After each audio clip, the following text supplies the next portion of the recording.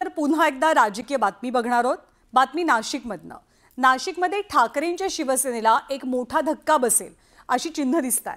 संघटनात्मक बांधणीमध्ये विश्वासात घेतलं जात नाही किंवा विश्वासात घेतलं गेलं नाही, त्यामुळे नाराज असल्याची कबुली सुधाकर बडगुजर यांनी दिलेली आहे। आणि त्यातच बडगुजर यांनी सोमवारी मुख्यमंत्री फडणवीसांची भेट घेतल्यामुळे बडगुजर भाजपच्या मार्गावर असल्याची चर्चाही रंगतेय। त्या उद्घाटनाच्या निमित्ताने माननीय मुख्यमंत्री या ठिकाणी आले होते आणि मी त्यांच्याकडे कालपासून वेळ मागितलेली होती। जे बदल झाले की त्यामुळे अनेक 10-12 लोक नाराज झाले आणि तिथून मग नाराजीचा सूर हा आजपर्यंत तरी आहे। पक्षामध्ये संजय राऊत सारखे लोक असताना, त्यांची एवढी बडबड असताना दुसऱ्या कोणाची दुश्मनाची त्यांना गरज नाही उद्धव ठाकरेंना। पुढे जाणार पक्ष ज्या दिवशी आमच्याकडे सत्ता असेल त्या दिवशी पक्ष बदलणारा पहिला माणूस गिरीश महाजन असेल। नाशिकमधल्या राजकीय कुंभाचे वारे भाजपच्या दिशेने वाहत असल्याचं घडामोडींवरून स्पष्ट होत आहे। सुधाकर बडगुजर यांनी सोमवारी मुख्यमंत्र्यांची भेट घेतल्यानंतर दुसऱ्या दिवशी नाराज असल्याची थेट कबुली दिली। त्यानंतर गिरीश महाजनांनी राऊतांवर तोफ टाकली, तर राऊतांनीही महाजनांचा हिशेब चुकता केला। मात्र यावेळी शिंदेंच्या शिवसेनेकडून नव्हे तर भाजपकडून नाशिकमध्ये ऑपरेशन टायगरला गती देण्यात आल्याचा अंदाज बडगुजर यांच्या वक्तव्यावरून लावता येतो। विधानसभेमध्ये आम्हाला अपयश आलं। अपयशानंतर माझी भूमिका थोडंसं मी सांगितलं की मी ह्या पदावरती मला काम करणं शक्य नाही, तुम्ही दुसऱ्याची नियुक्ती करावी अशी मी विनंती केली पक्षप्रमुखांना आणि त्यानुसार त्यांनी निर्णय घेतला। परंतु संघटनात्मक बदल करत असताना एक अविश्वासाचं वातावरण निर्माण झालं। नाशिकमध्ये सुधाकर बडगुजर यांनी नाराजी व्यक्त केल्यानंतर गिरीश महाजन यांनी तर ठाकरेंच्या पक्षात राज्यभरात हेच चित्र असल्याचा दावा केला।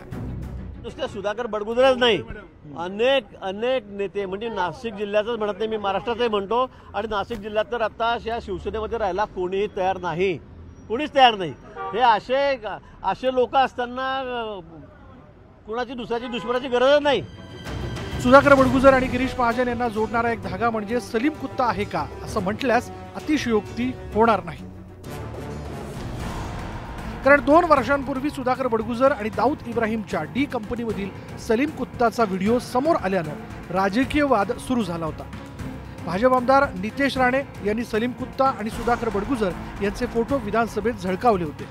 त्यानंतर तत्कालीन उपमुख्यमंत्री आणि गृहमंत्री देवेंद्र फडणवीस यांनी SIT स्थापन केल्याची घोषणा केली। तर दुसरीकडे राष्ट्रवादी काँग्रेसचे नेते एकनाथ खडसे यांनी विधान परिषदेत गिरीश महाजन यांचा फोटो दाखवला होता। फोटो सलीम कुत्ता सोबतचा आहे असा दावा खडसेंनी केला होता। सुधाकर बडगुजर यांच्यावर कारवाई होते तर मग महाजन यांच्यावर का नाही असा सवाल एकनाथ खडसेंनी उपस्थित केला होता। एकंदरीतच 2 वर्षांपूर्वी सलीम कुत्तावरनं बडगुजर आणि महाजनांवर प्रचंड टीका आणि आरोप करण्यात आले होते। आता हे दोन्ही नेते एकाच पक्षात दिसण्याची चिन्ह दिसत असल्यानं संजय राऊतांनीही भविष्यात काय होऊ शकतं याकडे लक्ष वेधलं। ज्या दिवशी आमच्याकडे सत्ता असेल त्या दिवशी पक्ष बदलणारा पहिला माणूस गिरीश महाजन असेल। नाही, उद्धव ठाकरे मुख्यमंत्री असताना ह्यांच्या चौकशा सुरू झाल्या होत्या तेव्हा जे पक्ष बदलायला तयार होते।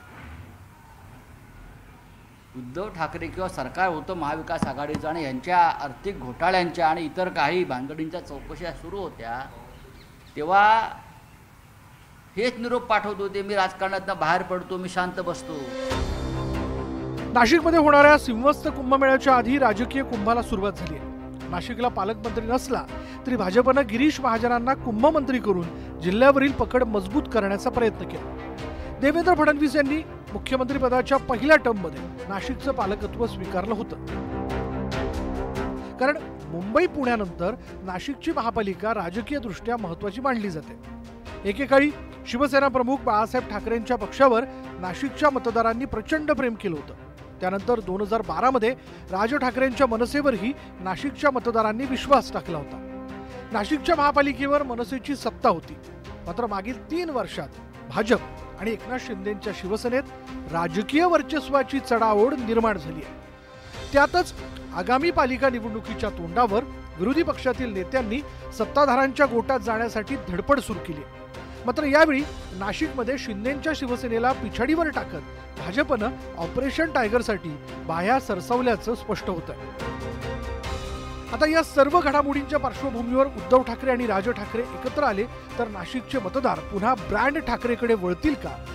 ठाकरे बंधूंच्या एकीमुळे राज्यातील राजकीय चित्र बदलेल का? हे आता लवकर स्पष्ट होईल। संतोष गोरे, न्यूज 18 लोकमत, मुंबई।